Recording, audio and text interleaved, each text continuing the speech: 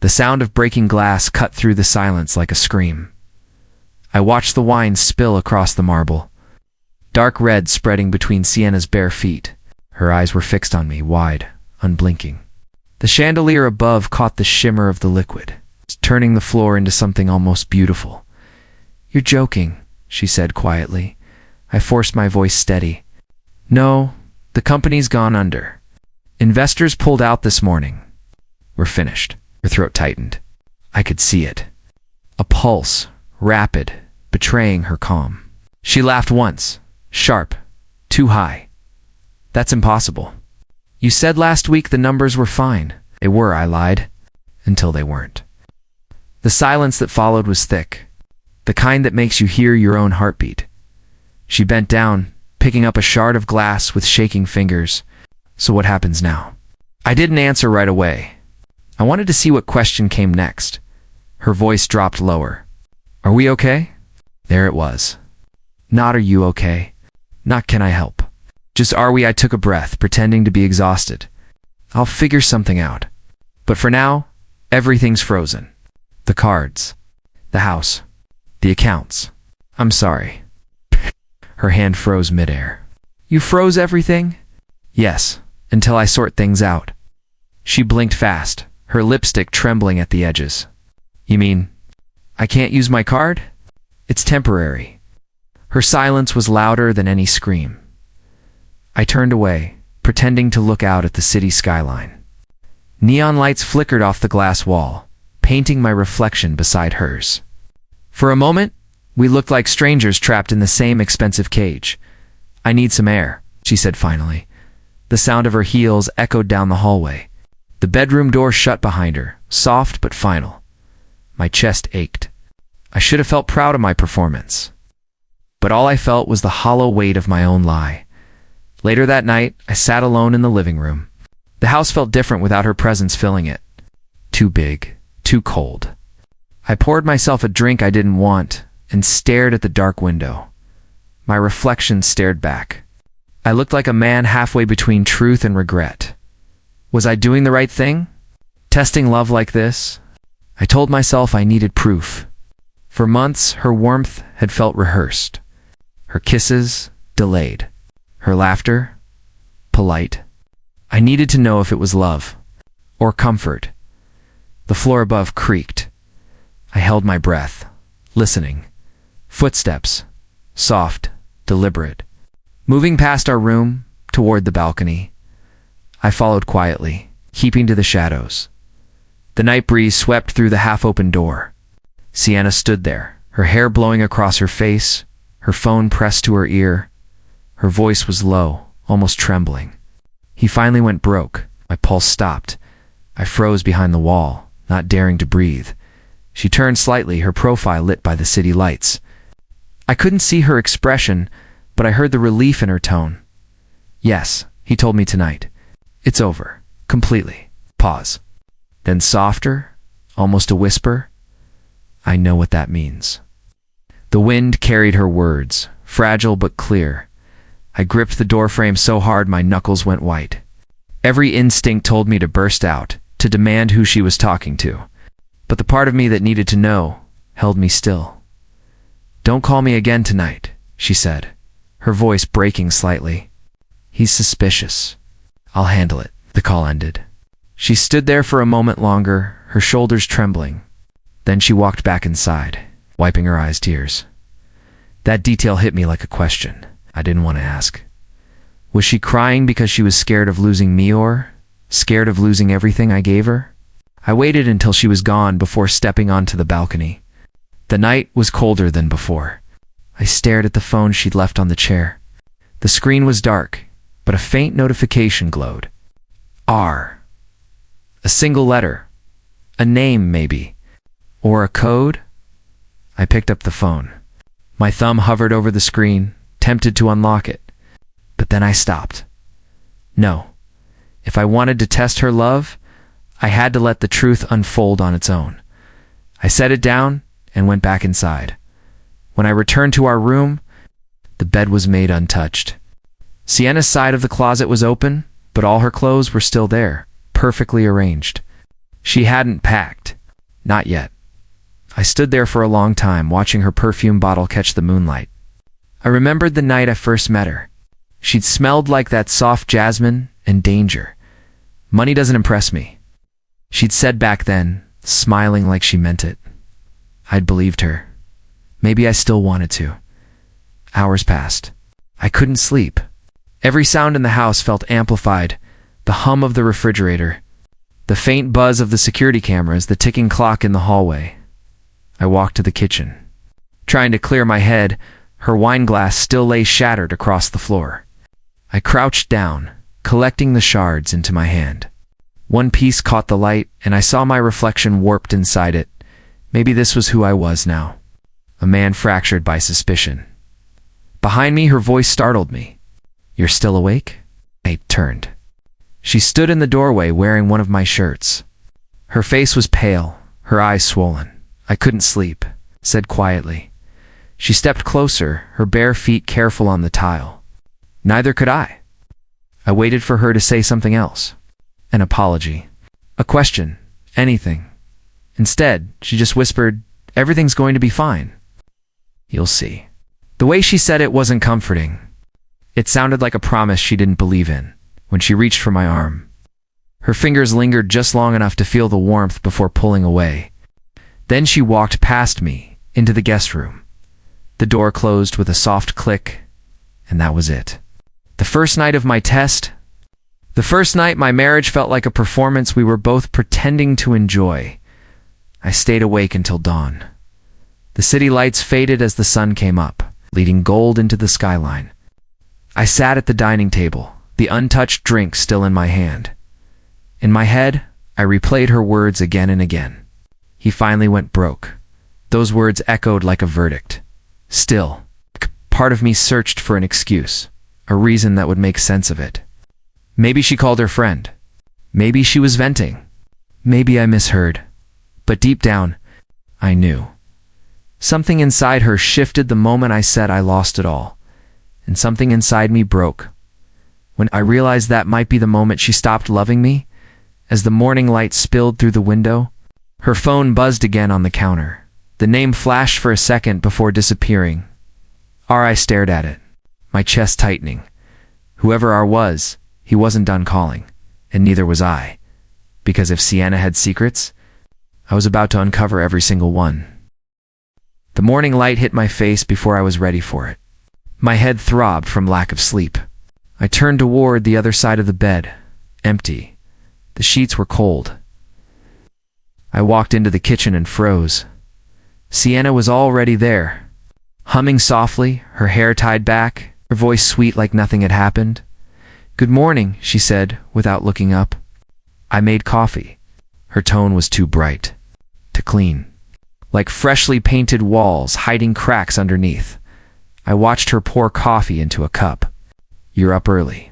"Couldn't sleep," she said, smiling. "I was thinking about you." "About us." The word us rolled off her tongue like it meant something. I took the cup she handed me. "You don't seem upset?" She tilted her head. "About what?" "You know, losing everything." She gave a small shrug. "Money isn't everything, Caspian. We'll be fine. We still have each other." I wanted to believe her. I wanted that line to sound real. But her eyes flicked to her phone the second it buzzed on the counter. She ignored it, pretending not to notice. The device buzzed again. "Twice," I said quietly. "You can answer it." She forced a smile. "It's nothing." "Just my brother, her brother? Same one she never mentioned until after we married? The one I'd never met, never seen, never even spoken to. Tell him I said hi." I said. Her eyes darted to mine for a fraction of a second. "I will." Then she turned away and sipped her coffee later that day. She was still pretending. She followed me around the penthouse like a shadow. Asked if I needed anything. Cooked lunch. Laughed at nothing. Every smile felt like glass fragile, ready to break. At one point she walked up behind me and touched my shoulder. "I'm proud of you, you know." "For what?" "For staying calm through all this." Her fingers lingered, warm and light. For a brief second, I felt her heart beat through her touch. Then she pulled away, looking toward the balcony again. Her phone buzzed a third time. I caught a glimpse of the message reflected on the window glass. Unknown number, tonight. Same place. When she noticed me looking, she turned the screen face down. I should take a shower, she said quickly. That night, the sky hung heavy with storm clouds. I stood by the window, pretending to scroll through my laptop, pretending to work. She stood by the balcony, pretending to be on a call. The sliding glass door muffled her voice, but I could read her body. Tension in the shoulders, one hand gripping the railing, the other pressed to her ear. I turned off the lights so the glass became a mirror. Her reflection swayed in the darkness. Half lit by city lights, I heard her say, "He still believes it." Yes. Tonight's the last step of the plan. My throat went dry. Plan what plan? She turned slightly, her hair brushing across her cheek. Her voice softened. No, I'll handle him. Just trust me. I know what I'm doing. The balcony light flickered. I could see her face clearly for a moment. Calm, focused, like a woman performing a role. Then she froze. Her eyes flicked toward the glass door, toward me. I stepped back into the shadows. My heartbeat thundered. She lingered a moment longer, then ended the call and walked inside. Who was that? I asked. She jumped, clutching her phone. What? I heard you talking, laughed nervously. It was my brother. He's going through something. I was giving advice. What kind of advice? She brushed past me, heading toward the bedroom. You don't need to worry about it, I think I do. She stopped halfway down the hall. The silence stretched between us, tight as a wire. Then she turned, her voice flat. Do you not trust me? I studied her face. Her calm was almost perfect. Almost. I want to, I said. She smiled without warmth. Then stop asking questions. When she disappeared into the shower, I slipped onto the balcony. The air was cold and electric. The city lights pulsed below, restless and alive. I looked down at the street. A man stood by the corner, leaning against a black car. He looked up just once, and even from 10 stories above, I could feel his gaze meet mine. He wore a dark coat and a silver watch that caught the light. Every few seconds, that watch, I knew it. I'd bought the same one a year ago. Gifted it to Sienna's brother. Or at least that's what she told me. The man stepped into the car. The headlights flashed once before disappearing into traffic. My stomach twisted. Inside, the water stopped running. I returned to the living room, pretending to scroll through emails again. When she came out, her hair damp, she smiled faintly. Still working? Just trying to figure things out. Maybe you should rest. I could say the same to you. She leaned against the doorframe. You're different lately. How? You look at me like I'm hiding something. Are you? She tilted her head, studying me. You tell me, Caspian. You're the one who's testing me. The words hit harder than they should have. I looked up. What do you mean by that? Her lips curved into a small smile. Nothing. Just an observation. She turned away before I could respond. Later that night, I sat in the dark, staring at her sleeping form. Her face was peaceful, too peaceful. Like someone who knew she was being watched but didn't care. I reached for my phone and scrolled through the pictures from earlier. The city skyline, the balcony, the faint reflection of her silhouette. Then I noticed something behind her reflection. The faint outline of a man. I zoomed in until the pixels blurred. A silver watch glinted in the corner of the image. My stomach dropped. I had seen that watch before. Not just the brand. The exact one. The scratch near the clasp. The one I gave to her brother. I stared at the image until my vision blurred. The sound of the city outside faded. My voice came out as a whisper only I could hear. So that's who you've been talking to. I didn't sleep the rest of the night. By morning, the sky was pale and cold. Sienna stood by the window, looking out, phone in her hand again. When she turned and saw me awake, she smiled softly. You're up early. Yeah, couldn't sleep, thinking about us again. Something like that. She stepped closer, brushing a stray lock of hair from my face. Then stop worrying. Everything will work out. I promise. Her touch was gentle, familiar, but her phone screen lit up behind her. I caught a glimpse of a new message before she quickly turned it over. Unknown number. Tonight, balcony. I met her gaze, searching for something real in her expression. Who keeps texting you? I asked, her lips parted. You don't trust me anymore, do you? I didn't answer. She gave a faint laugh. Then maybe you should ask yourself why. She kissed my cheek and walked out, leaving the faint scent of her perfume in the air sweet, deceptive, unforgettable. When the door closed behind her, I looked down at my phone again. The image on my screen glowed in the dim light. Her reflection, the man behind her, the watch, the proof. And in that frozen moment, I realized the test I thought I was controlling might already be over, because someone else was playing it better than I was. The sound of her voice echoed through the living room before I even stepped inside. What do you mean my card declined? Sienna's tone was sharp, impatient. Run it again. Her heels clicked against the marble floor as she paced near the couch, phone pressed to her ear. I stood in the doorway, unseen, watching her frustration build. Try another one, she said. Then quieter, no, that's impossible. There must be a mistake. She finally noticed me. Her expression softened instantly, as if she could hide the anger she'd just unleashed. Morning, I said, pretending to yawn. She forced a smile. Hey! Weird thing, my card isn't working. Do you know what's going on? I walked closer, letting the morning light cast across her face. She was beautiful, even when angry, especially when angry.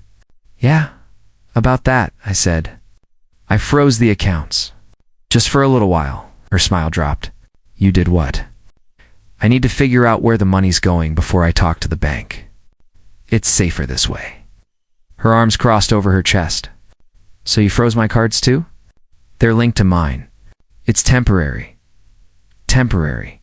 She laughed without humor. You think I can just sit here and do nothing while you play accountant? I'm not playing.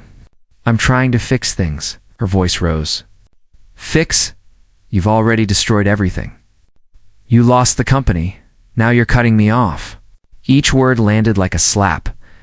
I let her anger roll over me, watching the way her hands trembled. Our eyes flickered between rage and panic. I'm sorry, I said quietly. I should have told you first. She turned away, pacing. You think an apology covers this? My name is on those cards. I have bills. People who she stopped. People who what? I asked. Her silence was instant. Sharp. Telling. I'm done talking, she said, grabbing her bag. I need some air. The door slammed. I stood there for a moment, feeling the echo of her anger vibrate through the walls. Inside, I was steady, focused. This was the part of the plan that mattered most. The lie only. Worked if she believed the fall was real. I wanted to see if she'd stay when the world stopped giving, but watching her storm out like that, I felt a flicker of guilt. Maybe I'd pushed too far. Maybe I waited 10 minutes, then followed. The elevator ride felt endless, every floor a chance for me to change my mind. But when the doors opened, I stepped out into the lobby and saw her immediately. She was standing by the glass doors, arms folded tight, head bowed. Her phone was to her ear again, her voice dropped to a whisper. I told you it's bad. He froze everything. Yes, I can't move anything now. My chest tightened. Who was she talking to? She looked around, scanning the lobby. I stepped behind a column just before her eyes swept past. Yes, she said. I'll get it today. Just wait for me.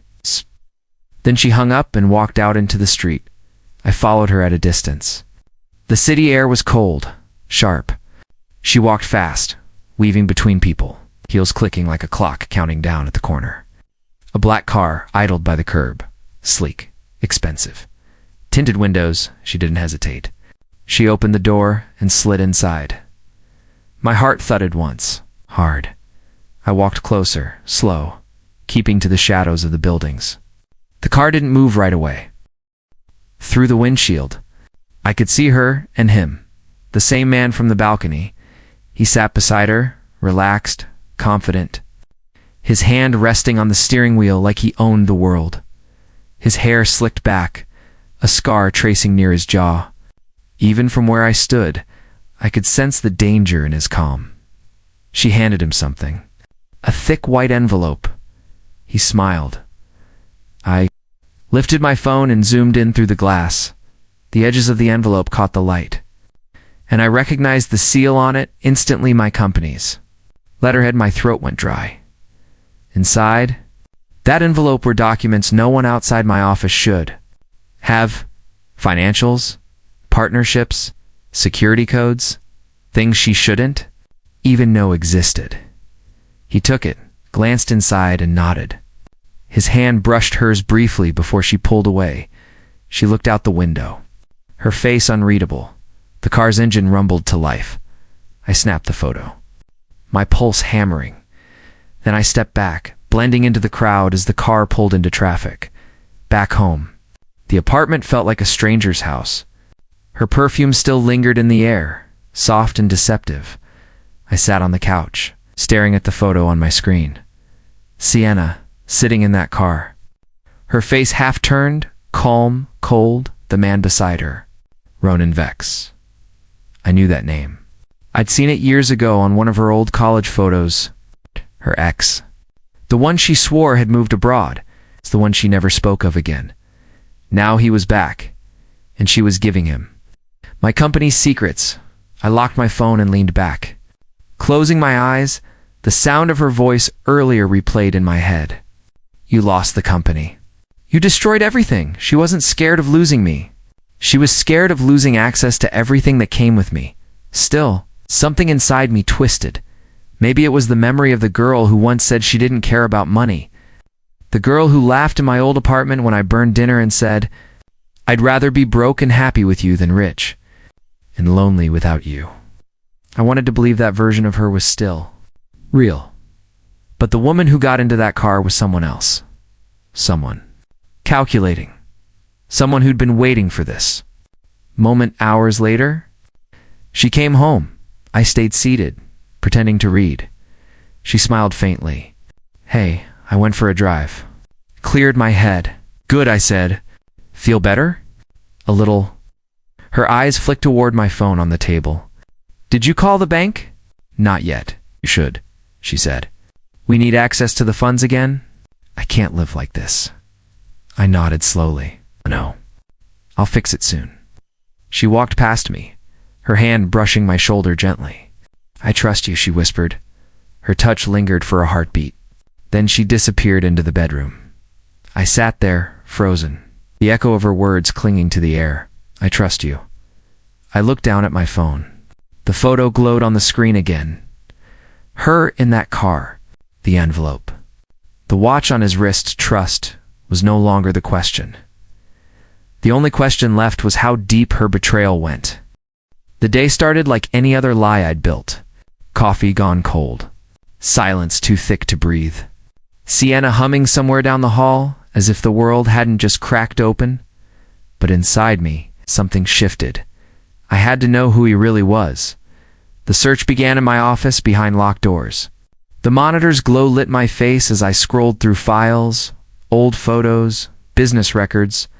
Then I typed the name I hadn't spoken aloud since that night on the balcony, Ronan Vex.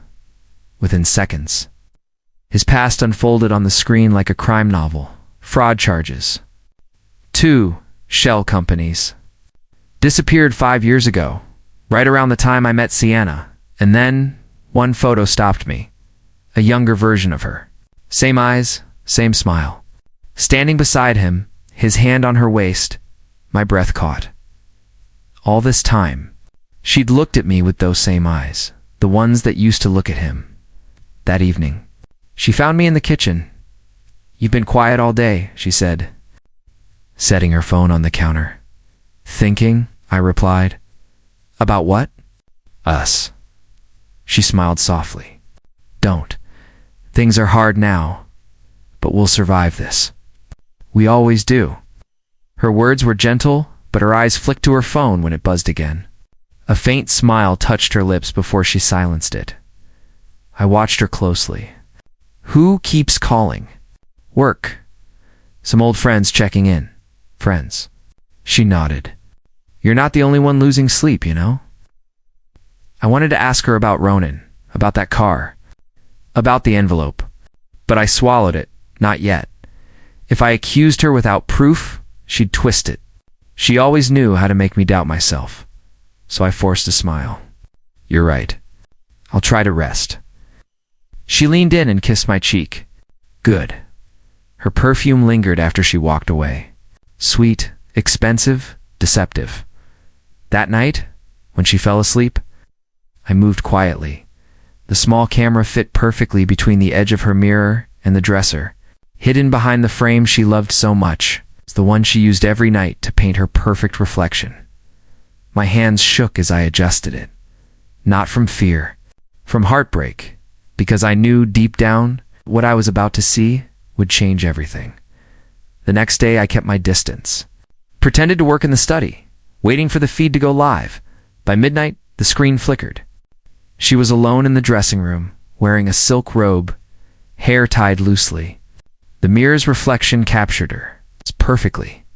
She wasn't crying. She wasn't even sad. She just stared at herself. Just a little longer, she whispered. Her voice was steady, almost cold. Then I'll be free. Free from what? From me. I clenched my fists. She took a deep breath, opened the drawer, and pulled out something small. A photo.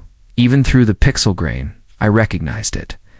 Our wedding picture, my arm around her waist, her smile glowing with promise. She looked at it for a long time. Then she reached for a lighter. The flame flared, soft and golden, dancing against her face. She held the photo over it. The corners curled, blackened, then caught fire. The flames reflected in her eyes. She whispered something I almost didn't hear. Goodbye. Caspian. The photo burned completely. Curling into ash on the vanity table, my throat tightened. The room on my screen filled with faint smoke. A ghost of our vows rising in the air. I paused the feed. The silence of my office felt heavier than any sound. She wanted freedom. From what? From the lie I'd told her about losing everything? Or from the marriage that was never real to her in the first place? I pressed play again. She leaned on the table, her face inches from the mirror. I'm not the villain, she whispered. I did what I had to. Her reflection stared back, unforgiving. Cold, she laughed softly, almost broken. He'll never know until it's too late. I felt something inside me snap, the kind of quiet break that doesn't make a sound. It changes everything. Later that night, I heard her footsteps outside my office. I closed the laptop quickly and straightened in my chair. She peeked in. You're still awake? Couldn't sleep, I said. You, she smiled faintly. Same. My mind won't shut off. Want to talk about it? She hesitated, then shook her head. No, I just need time to think. Her eyes softened as she walked closer. We'll be okay, right? I looked at her, searching for even a flicker of truth. Do you believe that? She nodded slowly. I have to... Her hand brushed my arm, warm, familiar, lying. Good night, she whispered. She turned and walked away. I waited until her footsteps faded, then opened the laptop again. The recording was still running, and before the feed ended, I saw her do one more thing. She picked up her phone and smiled at the screen. Ronan, she said softly. It's done. Then the feed went black. I sat there motionless. Every word she'd said echoed through me. Every kiss. Every promise. Every look across the dinner table. All of it had been borrowed from a woman who never really belonged to me. The air felt too heavy to breathe.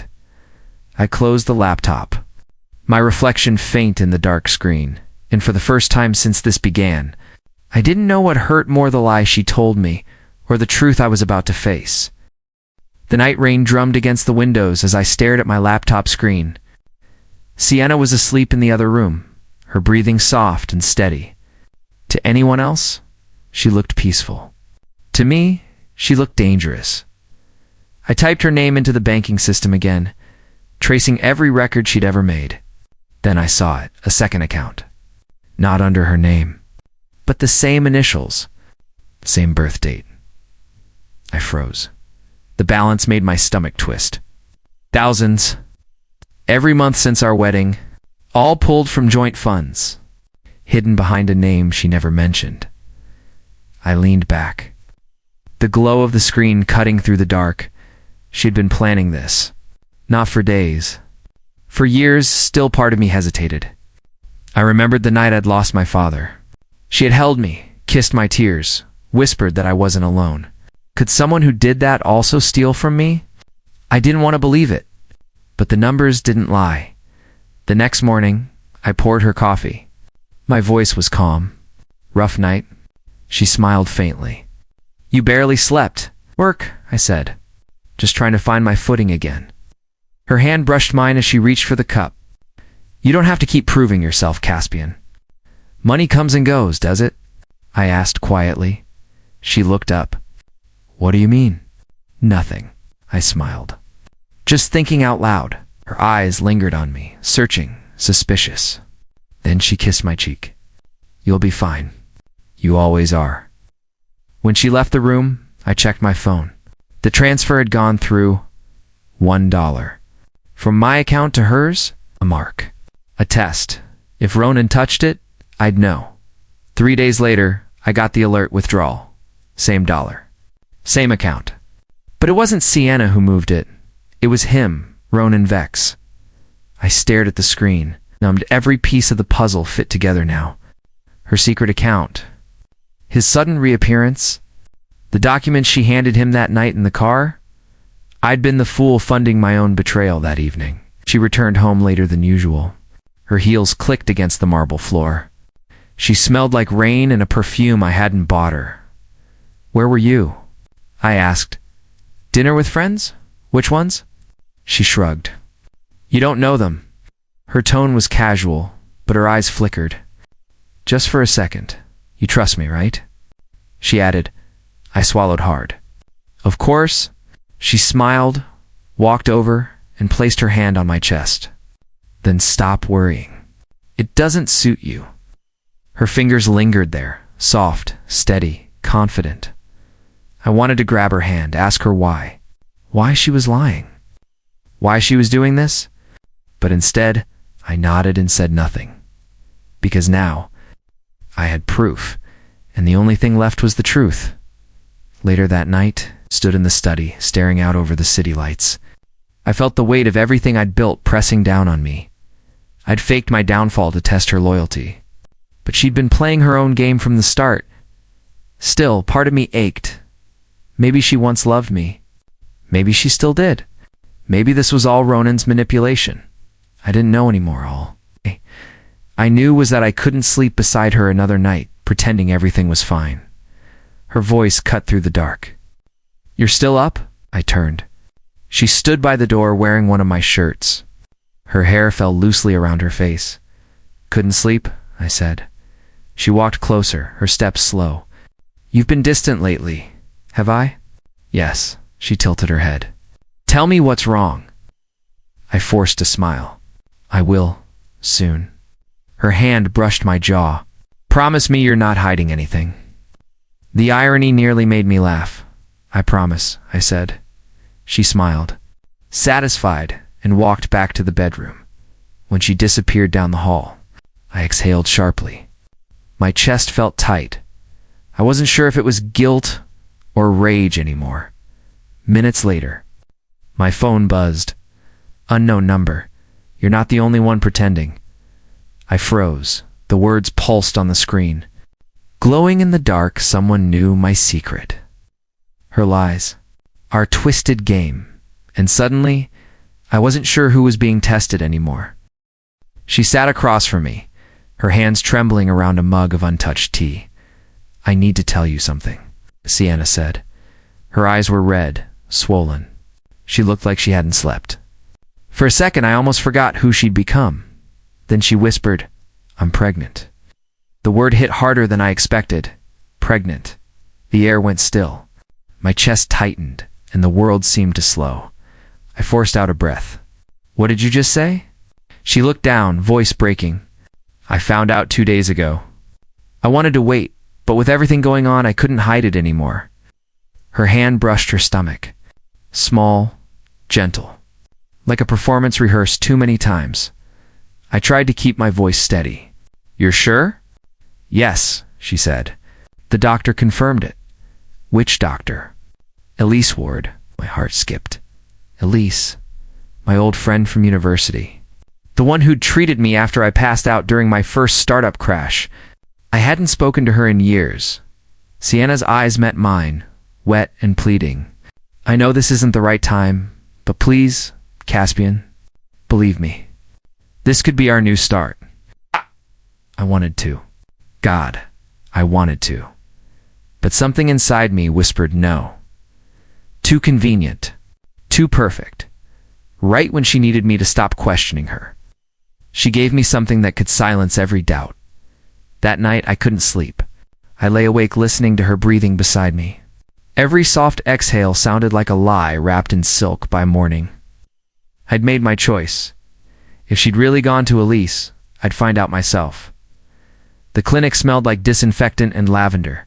Familiar, cold. Elise looked up from her desk when I walked in. Her surprise was genuine. "Caspian? It's been years." "Hey, Elise." My voice cracked slightly. "I need to ask you about a patient." "Sienna Hale." Her eyes flickered. "Is she okay?" "She told me she's pregnant," I said quietly. "You confirmed it?" Elise's hands froze on the file in front of her. "She came in last week. Yes." I exhaled. "Then it's true?" She hesitated. "Caspian, I shouldn't be discussing patient details. Elise, please. I'm her husband. I just need to know if she's telling me the truth." Her expression softened. She closed the file and looked at me. "You deserve honesty." The pause between us stretched thin. Then she said she wasn't here for a pregnancy test.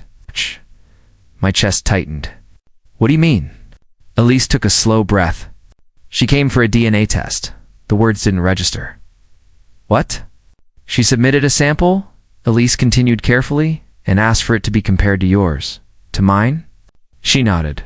"She said it was urgent." My pulse pounded in my ears. "Why would she do that?" Elise lowered her gaze. "She didn't tell me." I stared at the floor, the walls, the sterile light that suddenly felt suffocating. Sienna hadn't come here to prove life. She'd come to confirm blood mine. By the time I got home, she was in the garden. Trimming the roses, she turned, smiling faintly. "You're early." I stared at her, trying to see the woman I'd married beneath the mask she wore now. "How are you feeling?" I asked. "Tired," she said softly. "But hopeful?" I nodded. Pretending to believe her, every move she made was gentle, perfect. Calculated. She didn't know what I knew, and I wasn't ready to let her see it yet. That night, while she hummed quietly in the shower, I sat in the dark by the window. Her phone buzzed on the dresser. A single message flashed across the screen. Unknown. Number? Did he find out yet? My throat burned.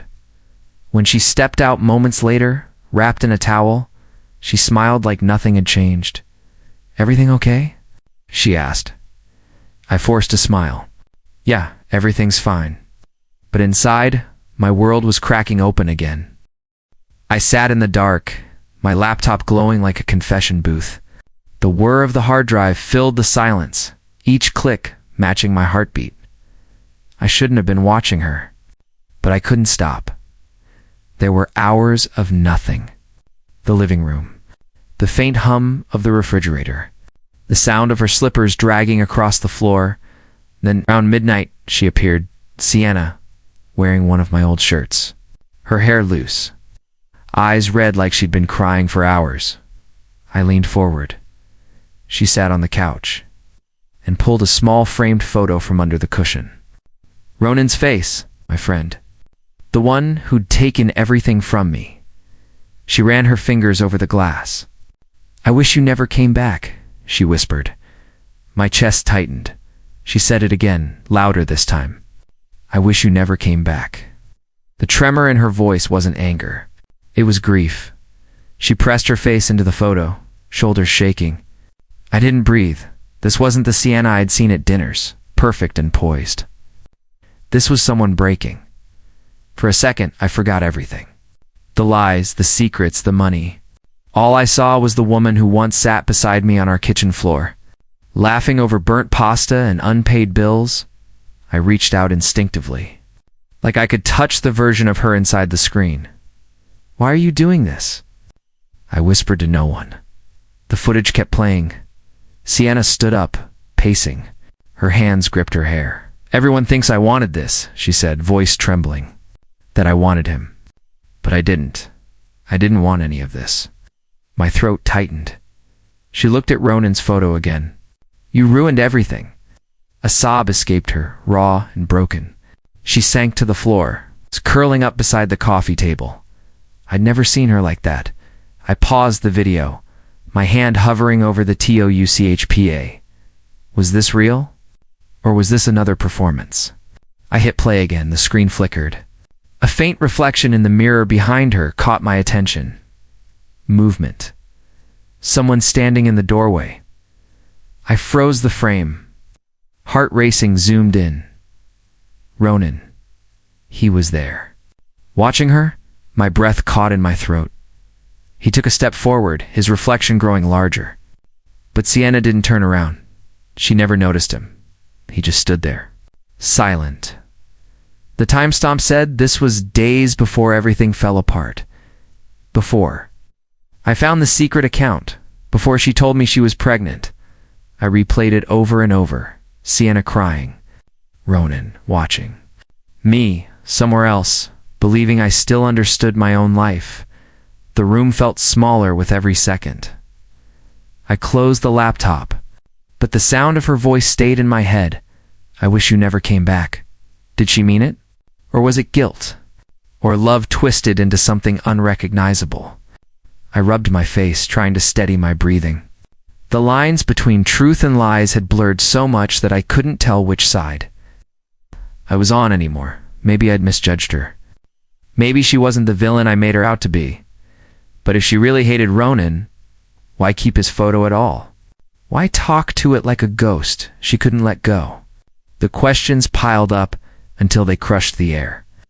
Out of me, Sienna's footsteps echoed down the hallway. I slammed the laptop shut and shoved it under a stack of papers. "Still awake?" she asked softly from the doorway. "Couldn't sleep," I said. She stepped closer, wearing one of my hoodies, her hair damp from a shower. The scent of lavender shampoo mixed with the cold night air. She smiled faintly. "You're working too much again." "Maybe," I said, watching her carefully. She leaned against the wall, eyes searching mine. "You're thinking about him again, aren't you?" I forced a tired smile. "Aren't you?" Her expression flickered. Just for a second. Then she laughed softly, almost to herself. "I'm trying not to," she said. She turned away and walked toward the bedroom. I watched her disappear down the hall. The faint sound of her humming fading into the dark. I sat there in silence, the weight of the footage pressing down on me. If she hated him, why didn't she tell me? If she loved him, why cry like that when no one was watching? I opened the laptop again, hitting replay one more time. Needing to be sure, her voice filled the room. "I wish you never came back." And then, just before the frame cut to black, Ronan's reflection moved closer. He was smiling. He found me before I could find him. I was leaving the cafe, rain still clinging to the streetlights, when I saw him leaning against my car. Ronan Vex, the man who'd stolen more than just money. He smiled like nothing had ever happened. "You've been busy, Caspian." My fingers tightened around the keys. "You've been watching. It's only when I need to," he said. "Sit down. We should talk." He gestured to the passenger side. I didn't move. His smirk faded. "Or do you want to do this out here, in the rain?" The drizzle had turned to a steady fall, each drop sharp against my skin. I opened the door and got in. He followed, closing it with a dull thud. Inside, the silence was thick.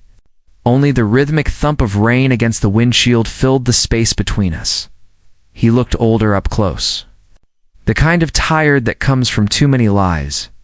"You're wondering why I came back?" said. "I stopped wondering the moment you started showing up in her life again." He chuckled. "You think this is about love?" I didn't answer. He leaned forward, voice dropping. "Sienna once loved me. That's true.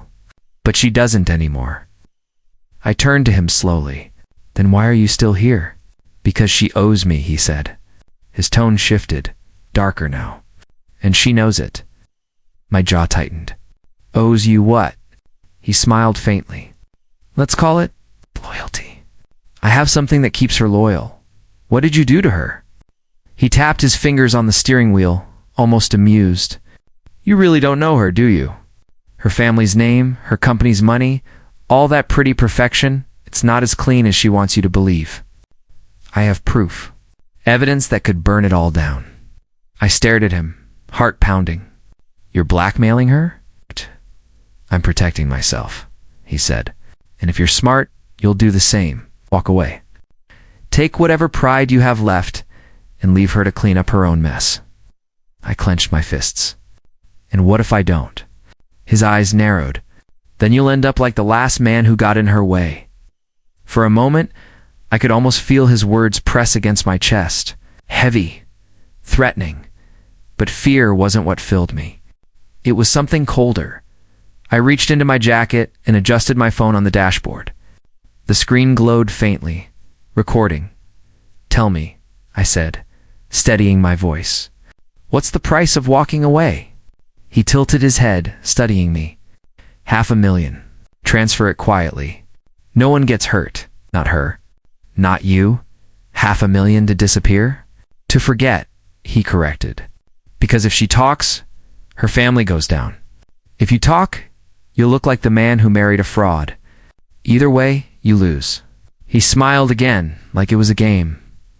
I looked at him, really looked.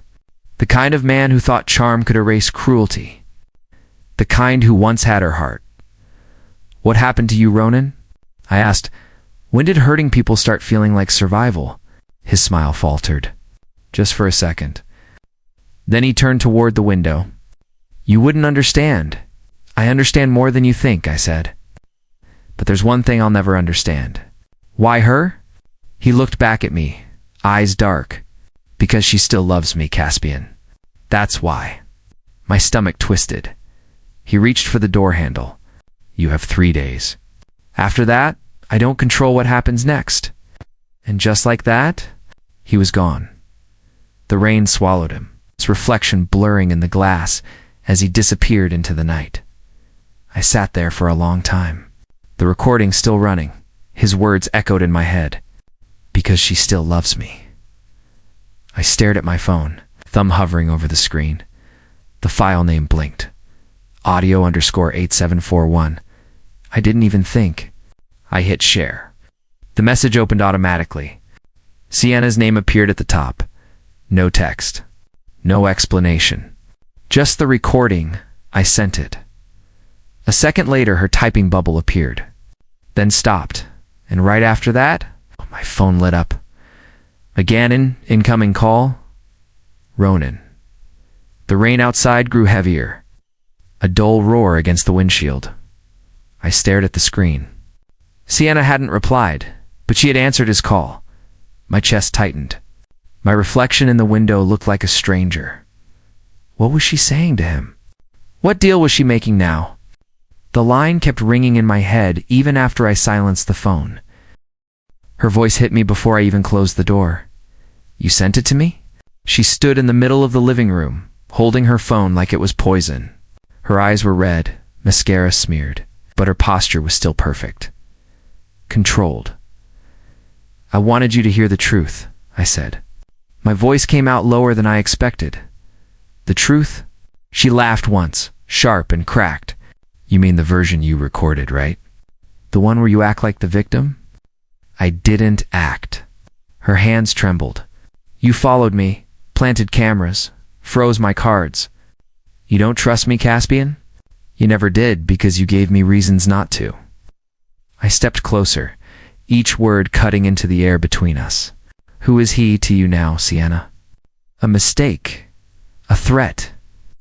Or something you can't let go of? Her lip quivered, but she didn't answer. Tell me, I said again. She turned away, clutching her arms. You wouldn't understand. Then make me understand. The silence that followed felt endless. Rain battered the glass behind her. The scent of burnt coffee lingered from the untouched cup on the counter. Finally, she whispered, he's blackmailing me. My chest tightened. With what? She turned around, tears spilling down her cheeks. My father's debts. He's been drowning for years. Ronan found out.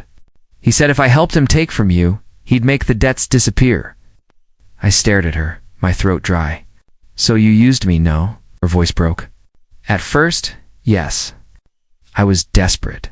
I didn't know who you were then, not really. But when you held me, when you made me believe I was worth something again, it stopped being a lie. She stepped forward. I fell in love with you, Caspian. That's the truth you never recorded. My pulse thudded in my ears. Every memory we'd built together replayed in flashes, the laughter, the quiet nights, her hands slipping into mine. Was all of it contaminated? I wanted to believe her. God, I wanted to. But I'd spent weeks buried in half-truths. If you loved me, I said, why didn't you tell me? She wiped her face. Because he said he'd kill you if I did. My eyes locked on hers. And you thought lying would protect me? She nodded, barely holding herself together. Yes. Something in her voice cracked open a part of me I didn't know was still soft. I stepped closer, slow and deliberate. And what now, Sienna? What happens when the lies catch up? Before she could answer, the door slammed open. Ronan stormed in, drenched and wild-eyed. Ow. A gun glinting in his hand. Don't move, he snapped. Sienna froze. I turned, keeping myself between them. You shouldn't have sent that recording, Caspian, he hissed. You think you're clever, but you just killed her chance at a clean slate. She doesn't owe you anything, I said. She owes me everything. His hand shook, but his voice was steady. Her father stole from me. You think I didn't earn what I took back? She's not her father, I said quietly. Ronan's eyes flicked to Sienna. Then she should have stayed away. Please, she whispered, stepping forward. Put it down. I'll fix this. I promise. Too late. His finger twitched against the trigger. I moved. Fast. He shoved me back, but I caught his wrist. The gun jerked upward. My shoulder slammed into his chest. The sound of the struggle filled the room. Grunts, shuffling feet, the scrape of metal on tile. Run, Sienna. I shouted no. She screamed, reaching for us. The gun went off. The sound tore through the air, louder than anything I'd ever heard. For a second, everything stopped. Then I saw her. Sienna stood frozen, her hand pressed to her side, crimson blooming beneath her fingers. Her eyes met mine, wide and terrified. The gun clattered to the floor. I caught her as she fell, her weight folding into my arms. Her breath came shallow and fast. Stay with me, I whispered. Please, stay with me. Her lips trembled. I didn't lie about that part. What part? My voice broke. Her hand brushed my cheek, weak and shaking. That I loved you. Her eyes fluttered. I shouted her name.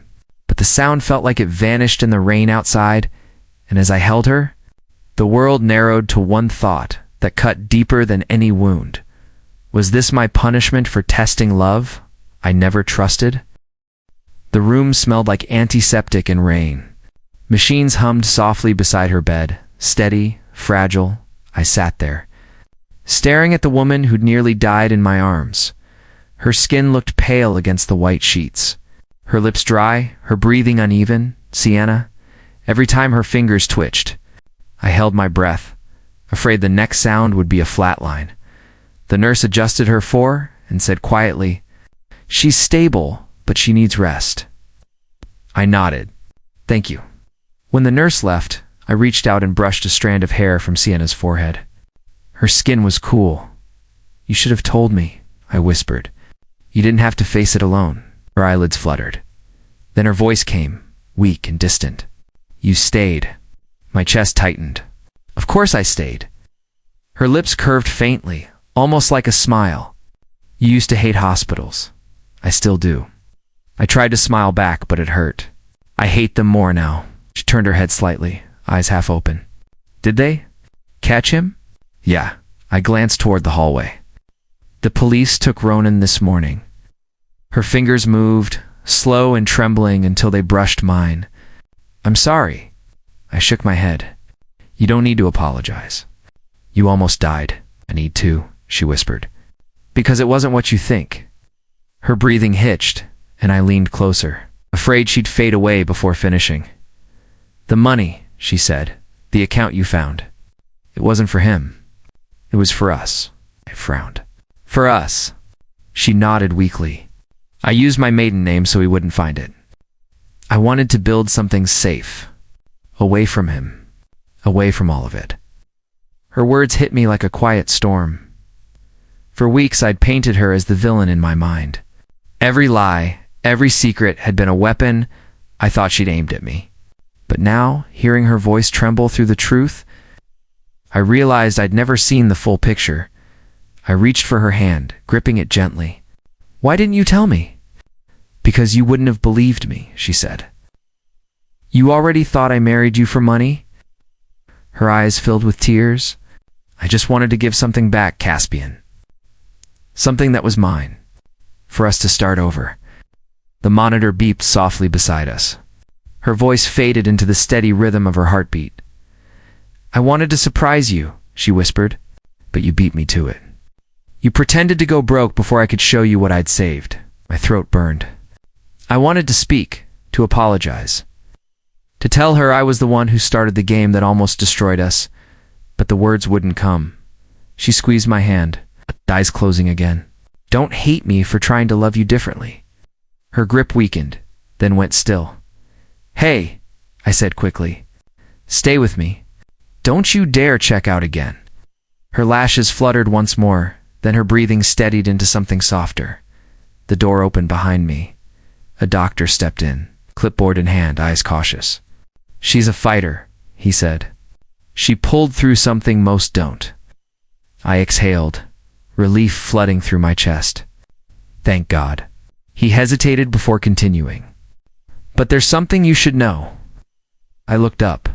What is it? She's refusing further treatment. I froze. What? She told us she doesn't see the point if her husband won't forgive her. The words felt like a punch to the gut. She said that, I asked, voice barely above a whisper. The doctor nodded.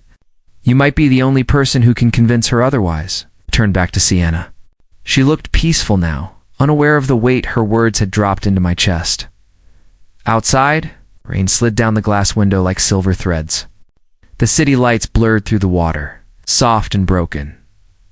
I pressed my forehead to her hand and whispered, You don't get to give up on me. Not now.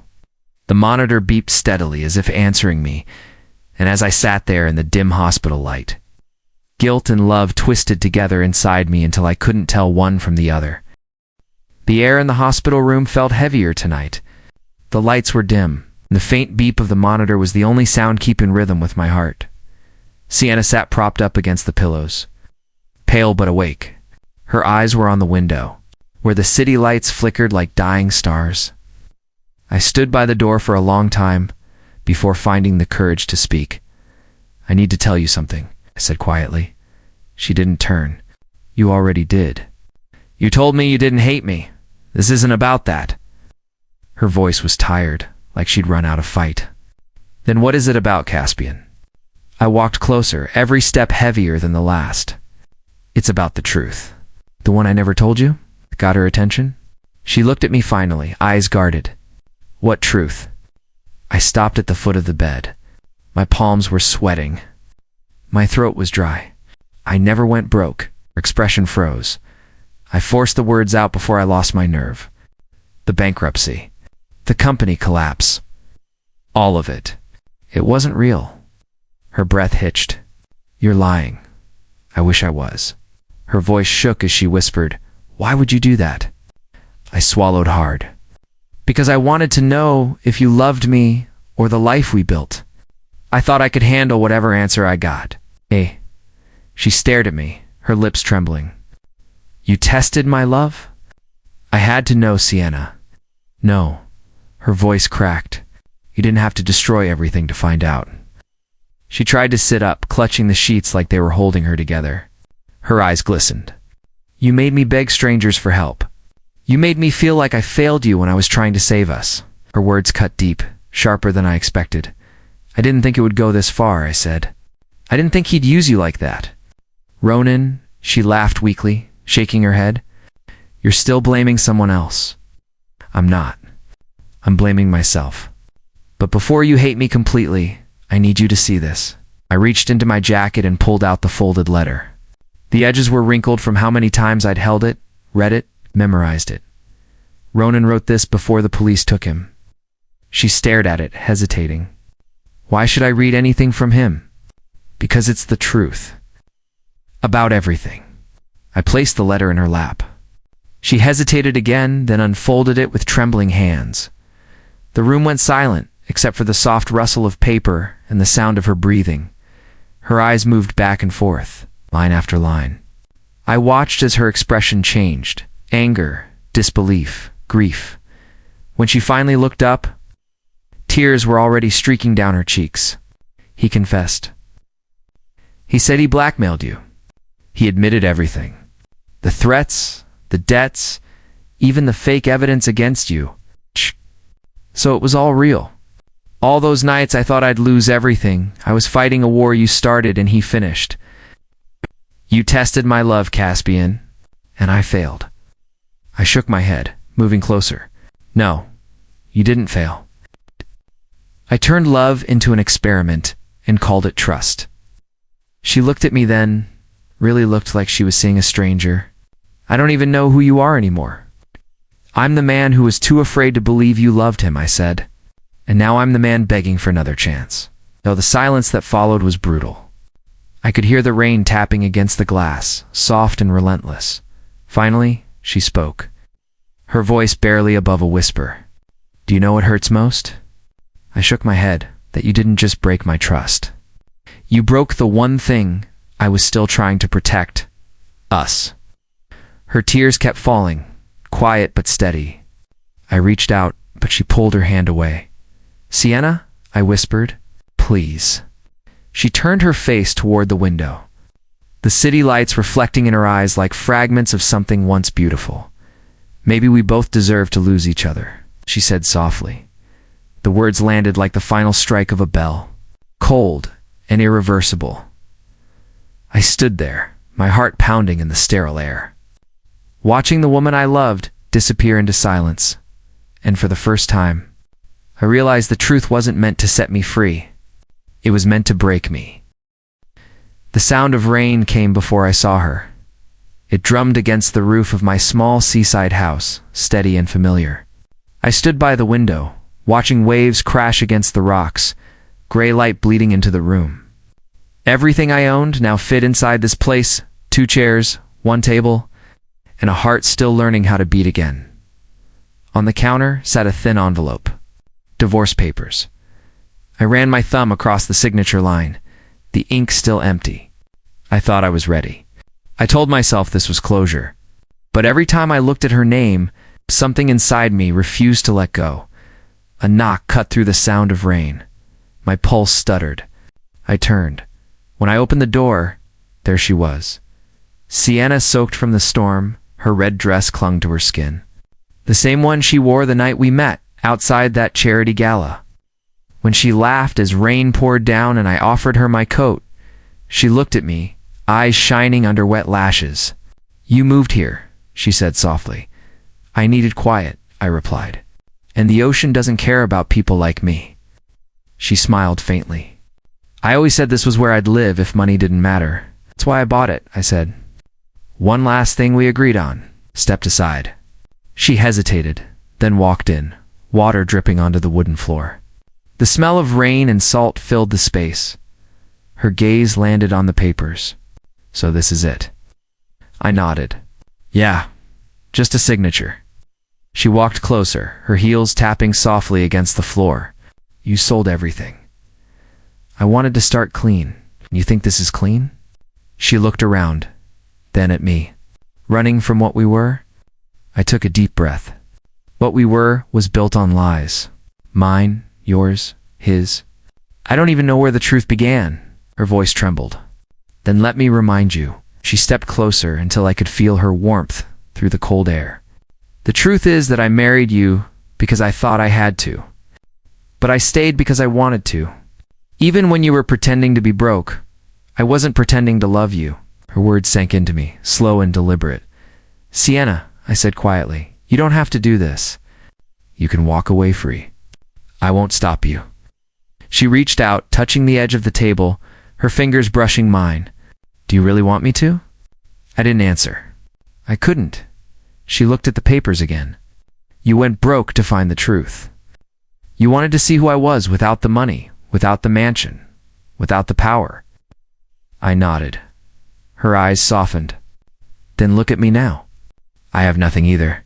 Ronan's gone. The debts are paid. My name is ruined. But I'm still here.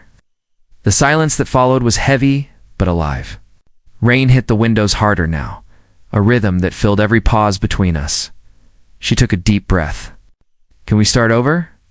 My chest tightened. Start over. She smiled through tears. Just as two broke people in love, no lies, no tests. Just us. Her voice cracked on the last word, and for the first time in months, something inside me broke open. I looked at her, really looked. The woman who once stood beside me at galas now stood in a small house, drenched and shaking, asking for nothing but a chance. I reached for her hand. It was cold, trembling. I wrapped mine around it, and she let out a small, uneven breath. We've both lost too much, I said. Maybe love isn't enough anymore. She stepped closer, her forehead against my chest. Maybe it's the only thing left. I closed my eyes. The smell of rain, her hair, the ocean outside, it all blurred into one aching memory that still felt alive. She whispered, "Tell me this isn't over." I lifted her chin until our eyes met. It's not. Her lips curved, small but real. I kissed her forehead, and she leaned into me, her tears mixing with the rain on my skin. The papers on the table stayed unsigned. Outside, thunder rolled, and the world seemed to slow.